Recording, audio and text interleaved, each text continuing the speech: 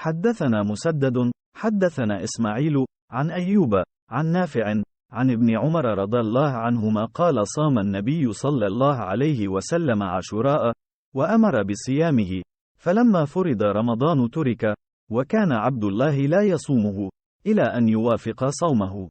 حدثنا قتيبة بن سعيد حدثنا إسماعيل بن جعفر عن أبي سهيل عن أبيه عن طلحة بن عبيد الله أن أعرابيا جاء إلى رسول الله صلى الله عليه وسلم ثائر الرأس فقال: يا رسول الله أخبرني ماذا فرض الله على من الصلاة؟ فقال: الصلوات الخمس، إلى أن تطوع شيئا؟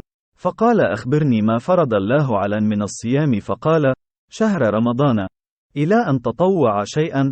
فقال: أخبرني بما فرض الله على من الزكاة؟ فقال: فأخبره رسول الله صلى الله عليه وسلم شرائع الإسلام.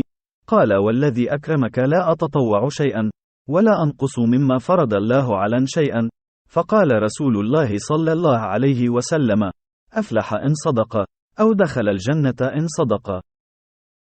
حدثنا قتيبة بن سعيد حدثنا الليث عن يزيد بن أبي حبيب أن عراك بن مالك حدثه أن عروة أخبره عن عائشة رضي الله عنها أن قريشا كانت تصوم يوم عاشوراء في الجاهلية، ثم أمر رسول الله صلى الله عليه وسلم بصيامه حتى فرض رمضان، وقال رسول الله صلى الله عليه وسلم: من شاء فليصمه، ومن شاء أفطر.